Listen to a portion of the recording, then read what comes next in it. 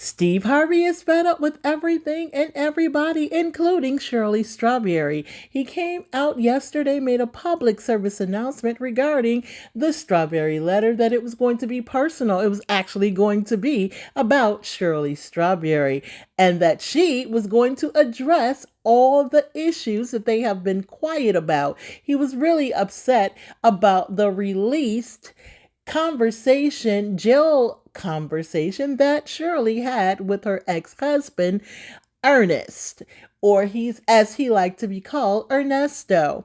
So we're going to get into her apology, but let me just say this.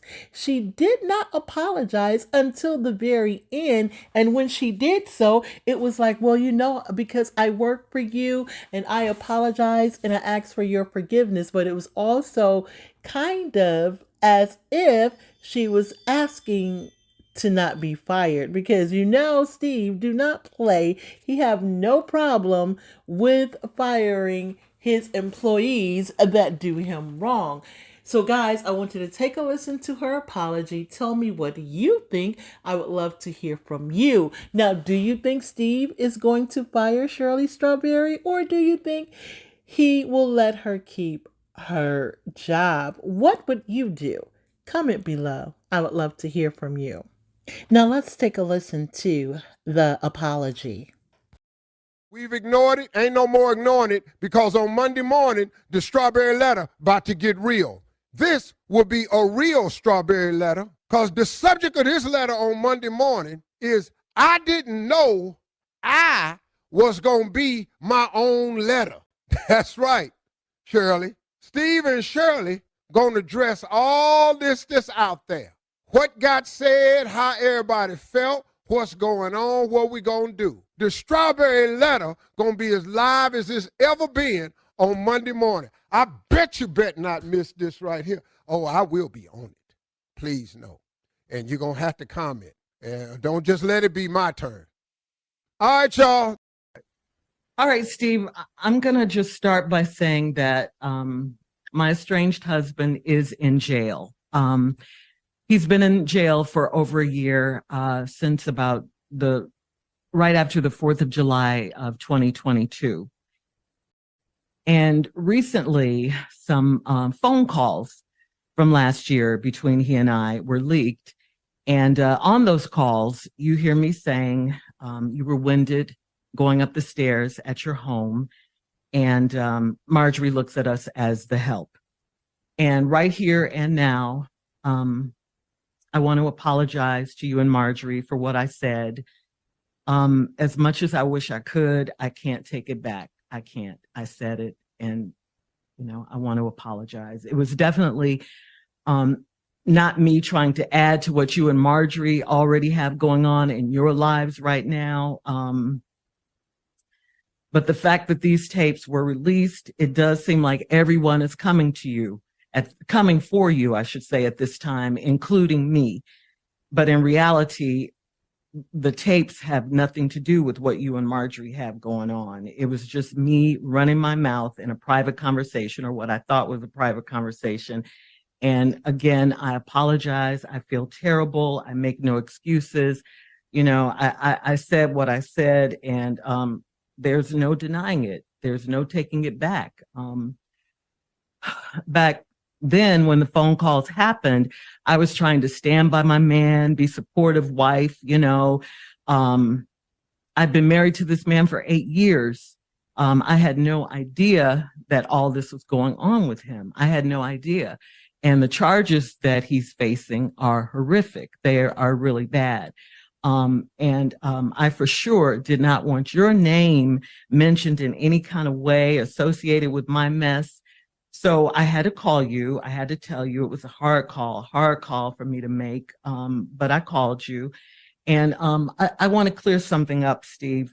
You did not introduce me to him. I met him through a friend. I should say an ex-friend now. Anyway, so back to what I was saying. I had to tell you, he was in jail. It was going to come out. I didn't want you to hear it from anyone else. I wanted you to hear it from me, because I knew once the police and everyone, got involved, and they were already involved, and they found out who his wife was and who she worked with and all of that, and that's you, Steve Harvey, it would become, a real big story, because it's you, your name. And like I told you, Steve, when I called you, I didn't want to call you. I mean, I was embarrassed. I was hurt. I felt so stupid, and, I felt betrayed, humiliated. It was just terrible. I mean, I kept saying to myself, how is this my life? Police and jail and all of this. It was just something that I didn't, I'd never experienced anything like this. The police came, they took my car. I was at the salon getting my hair done. They rolled up, took my car. I had to have my stylist take me home. I had to move in with friends. I lost my house. I lost everything. Oh, and I have to tell you this too. Like on the day, July 4th, we were having dinner with friends, and we were going to watch the fireworks after that. And so the fireworks didn't happen that night because it was like a terrible, terrible storm. So the fireworks got canceled. And when I look back, I see now that that was kind of a metaphor for what was about to happen in my life. The thunderstorms were coming. They were coming. The next day was the last time I saw him. He was arrested the very, very next day. I didn't even know he was arrested. I couldn't get in touch with him. I got a call from the jail, and, I didn't answer it because I'm like, who would be calling me from jail? I looked at my phone like, jail? Where'd this call? It just didn't compute. So I just ignored it.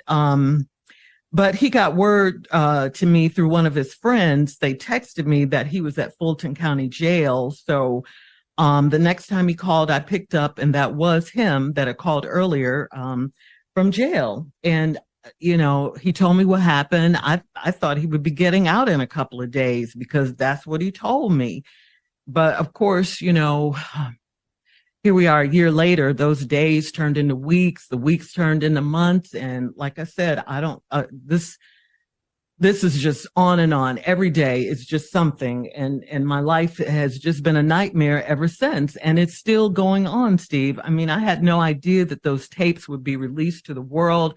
I knew that they were being recorded, but I didn't know that they were going to go out to the world. I mean, I was just trying to make conversation with him, trying to, just get him to think about something other than where he was. I was telling him about my day, this particular day, and that was the day we were talking about, on the phone when I said those things about you and the things that you heard and the world heard.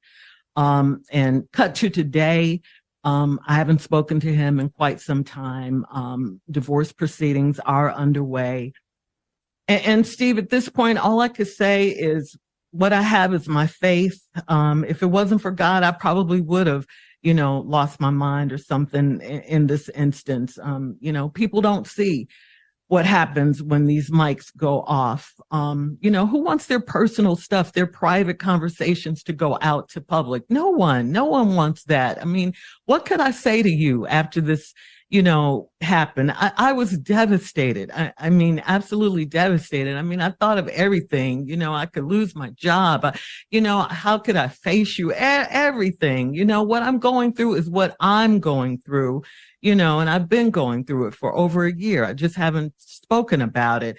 Then on top of all that, these tapes come out and, I'm talking about you and Marjorie, and you guys are going through your own private hell right now. You didn't need me to contribute to anything, and I thought back, because I knew I had to say something, speak on. You created this term years ago in Los Angeles called reality radio. And I'm going to tell you right now, this is about as real as it gets,